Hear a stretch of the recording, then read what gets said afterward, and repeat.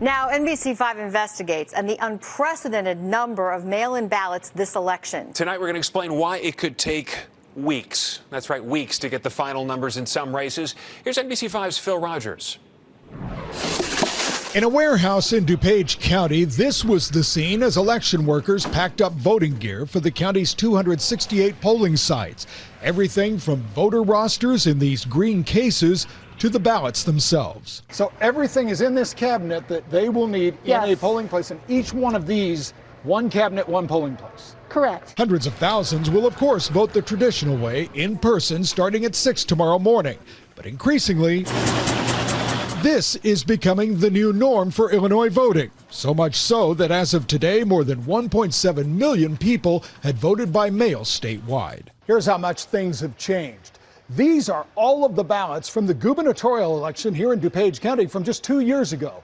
And look up there, on that one pallet are all of the mail-in ballots from that election. It is amazing. Between this process and tomorrow's in-person vote, County Clerk Jean Kazmarik's election operation will involve about 3,500 election judges. Among other things, verifying ballot signatures, flattening mail-in ballots, and running those ballots through scanners so the data can be quickly counted when polls close tomorrow night. Illinois is one of 22 states in the District of Columbia where some form of ballot pre-processing has been happening for weeks. More than 24 other states waited longer to actually start that process. 4 others won't start processing mail ballots until Election Day, including Wisconsin, which won't even open the envelopes until tomorrow. And after a case that went all the way to the Supreme Court, Wisconsin also has no grace period for any late arriving mail-in ballots. State law actually says the ballots have to be in by Election Day. And while Illinois has 108 election boards, Wisconsin has over 1,800.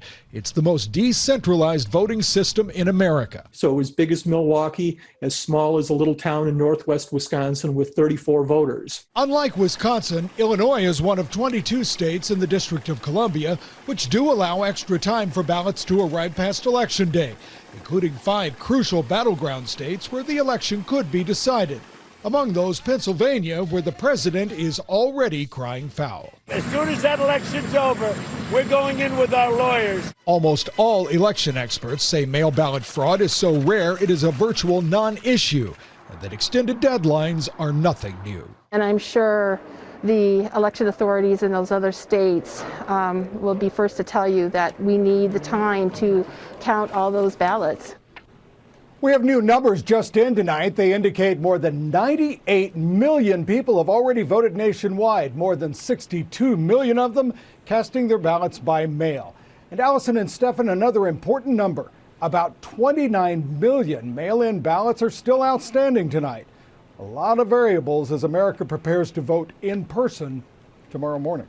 Allison? People have to be patient when we get those totals in. Thanks so much, Phil.